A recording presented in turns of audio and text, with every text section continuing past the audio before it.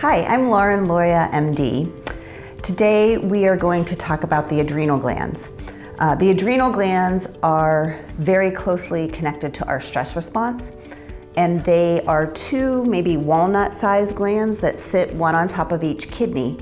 In Latin, renal is kidney, so adrenal is on top of the kidney, and they mitigate our stress response. The adrenal glands have two parts to them. There's the middle part, which is the medulla, and it acts not so much as a gland that releases hormones, but a neurologic organ that's gonna release transmitters that send nerve signals. So adrenaline is really what's released from the medulla in a time of acute stress. That always works, that response never goes away. When we see adrenal glands dysfunction in our office, what we're talking about is the outer coating of the adrenal glands, and that's called the cortex. And the cortex makes primarily cortisol. And cortisol is a stress hormone. It can be a good hormone because in times of severe stress, either physical stress or emotional stress, it helps our body to raise the blood pressure, raise the blood sugar, give us fuel to act.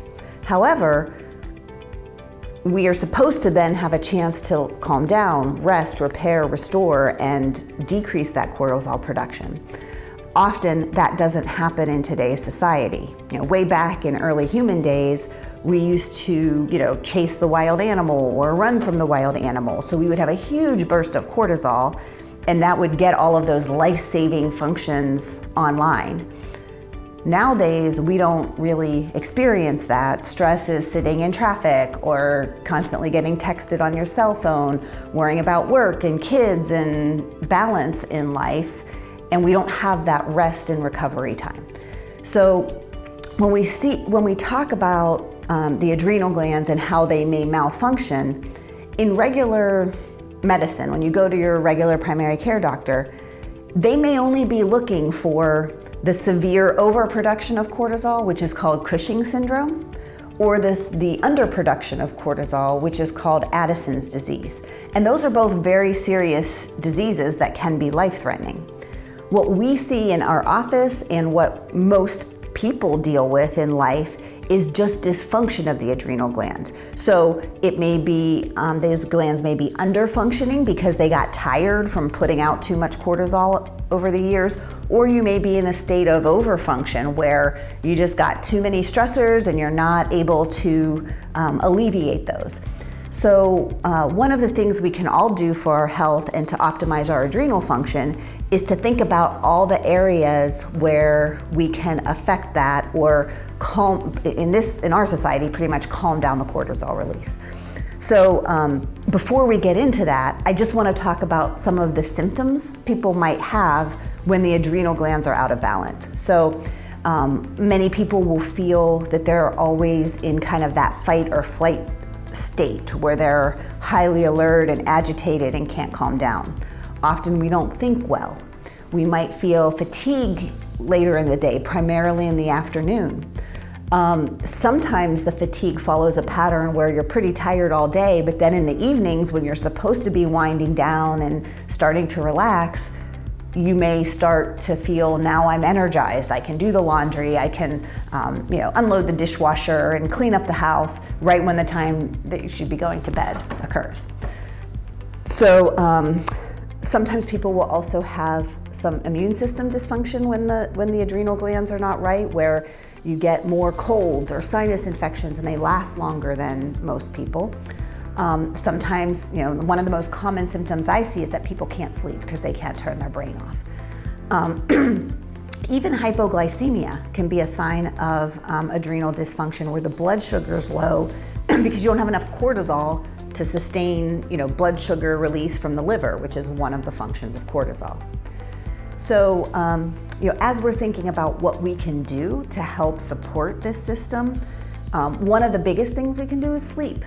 Sleep regular hours, preferably between 10:30, 11 and 6 or 7 in the morning on a consistent basis, going to bed at the same time every night, getting up at the same time every morning. That's a great time for the adrenal glands to restore and heal and repair, like many other things during sleep. In addition, our diet can really affect adrenal function. For example, a diet that's high in sugar and carbohydrates and caffeine is really going to put a lot of stress on the adrenal glands. So going to a more whole foods diet that's primarily vegetables, some fruits, nuts, things that grew on the planet that haven't been processed. Making sure that you're getting good healthy fats and protein with every meal so that you're not just eating a carbohydrate like a banana. Have some nuts with your banana, or have, if you're gonna have a little bit of pasta, make sure that you have meat in that and vegetables in that as well. So balance the meals and try to avoid meals that are heavy in sugar and carbohydrates. Mitigating the stressors in your life. So for a lot of us, there are stressors we can't get rid of, like family or our job, or things like that. We can't all go live on a desert island.